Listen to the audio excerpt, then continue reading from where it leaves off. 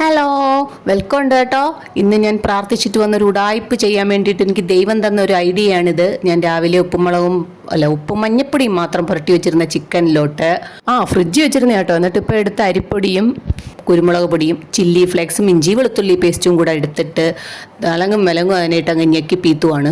ഇത് രാവിലെ ഞാൻ നടുവേ കീറി വെച്ചേക്കുക, നടുക്കൂടെ തന്നെ കീറി വെച്ചേക്കുക. കാര്യം പെട്ടെന്ന് നമുക്ക് ഫ്രൈ ചെയ്തെടുക്കാൻ വേണ്ടിയിട്ടാണ് അങ്ങനെ ചെയ്തത്. അത് കണ്ട് സന്തോഷത്തിൽ അവൻ തുള്ളിച്ചാടി പോയത് കണ്ടോ. അങ്ങനെ ഞാൻ അതിനെ ഫ്രൈ ഇതൊക്കെ ചെയ്യുന്ന എന്തിനാന്ന് പറഞ്ഞാൽ രാത്രി അത്താഴത്തിന് ഗോതമ്പ് ദോശയാണ്. ഗോതമ്പ് ദോശ ഇവിടെ ആർക്കും ഇഷ്ടമല്ല. അതുകൊണ്ടാണ് ഞാൻ ഈ പരിപാടി ചെയ്യുന്നത്. ചിക്കൻ ഫ്രൈ കാണുമ്പോൾ ഗോതമ്പ് ദോശയുടെ കാര്യം ഒരു മറന്നു പോകുമല്ലോ.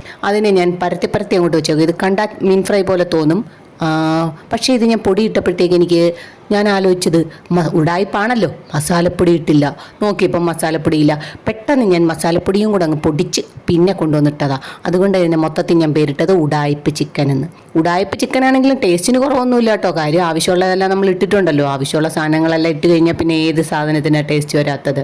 പിന്നെ ഫ്രൈയും കൂടെ അല്ലേ, അതൊക്കെ അങ്ങനെ അങ്ങ് പൊക്കോളും. എൻ്റെ മക്കളല്ലേ. പിന്നെ നമ്മളിതങ്ങ് കുറച്ച് കറിവേപ്പിലയും കൂടെ ഇട്ട് അങ്ങ് അടച്ചു വെച്ചിട്ട് പിന്നെ തിരിച്ചിടണം. നമ്മളതിനെ കണ്ടിച്ച് നടുക്കൂടാക്കിയതുകൊണ്ട് എളുപ്പം വേവും. അതിപ്പോൾ കണ്ടോ, ബട്ടർഫ്ലൈ പോലെ ഇരിക്കുന്നുണ്ടോ. പക്ഷെ ഒരു കാര്യമുണ്ട്, എല്ല് കഷ്ണമൊന്നും എടുക്കാൻ പറ്റത്തില്ല. അല്ലെങ്കിലും ഈ ഫ്ലഷ് മാത്രമുള്ള പീസുകൾ കറിയിലിട്ട ഒരു ടേസ്റ്റും ഇല്ല. അപ്പോൾ പിന്നെയുള്ള ഓപ്ഷൻ അത് ഫ്രൈ ചെയ്യുക എന്നുള്ളതാണ്. അതിൻ്റെ ഇടയ്ക്ക് അവനെ പഠിപ്പിക്കുകയും കൂടെ വേണമായിരുന്നു. എക്സാം നടക്കുമായിരുന്നു. അപ്പോൾ പഠിപ്പിക്കുകയും കൂടെ വേണമായതുകൊണ്ട് ഞാൻ കുറച്ച് എഴുതാൻ കൊടുത്തിട്ടാണ് ഞാൻ വന്നത്. അതിൻ്റെ ഡൗട്ട് ചോദിക്കാനാണ് ഈ അടുക്കളയിൽ ഇടയ്ക്കിടയ്ക്ക് വരുന്നത്. എന്തായാലും എല്ലാം ഫ്രൈ ചെയ്ത് മാറ്റിയിട്ടുണ്ട്. എന്നിട്ട് ഗോതമ്പ് ദോശ ചുട്ട ആരും പ്രത്യേകിച്ച് അഭിപ്രായമൊന്നും പറയത്തില്ല. അതുകൊണ്ട് അത് ആദ്യമേ ഫ്രൈ ചെയ്തങ്ങ് വെച്ചിട്ട് ഗോതമ്പ് ദോശ ചുടാം. ഗോതമ്പ് ദോശയും പെട്ടെന്നുള്ള ഉടായ്പകളാണ് ഈ കാണിക്കുന്നത്. വെപ്രാളം കാണിച്ച് ഞാൻ അങ്ങോട്ടും ഇങ്ങോട്ടുമൊക്കെ ഞാൻ പല രാജ്യങ്ങളൊക്കെ ആക്കുന്നുണ്ട്.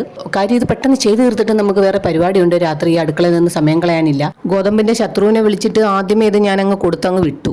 അത് വേറെ ആരുമല്ല, എൻ്റെ ചേട്ടനാണ്. ഗോതമ്പിന് ഇതുപോലെ ശത്രുതയുള്ള വേറെ ആരെങ്കിലും ഉണ്ടോ എന്തോ. പഠനവും കഴിഞ്ഞ് IAS എത്തി. എന്നിട്ട് പിന്നെ ഞങ്ങൾ കഴിക്കാൻ തുടങ്ങി. ഈ ഗോതമ്പ് ദോശ പ്രസന്റ് ചെയ്യാൻ വേണ്ടി ഞാൻ കാണിച്ച ഓരോ ഉടായ്പാണ് ഈ ചിക്കൻ എന്ന് വേണമെങ്കിൽ പറയാം. എന്തായാലും ചിക്കൻ ഫ്രൈ ഉള്ളതുകൊണ്ട് ആരും ഒന്നും മിണ്ടാതെ ഇത് എളുപ്പം കഴിച്ചിട്ട് അങ്ങ് പോയി. അപ്പോൾ ഇന്ന് ഇത്രയേ ഉള്ളൂ. Okay, bye, see U.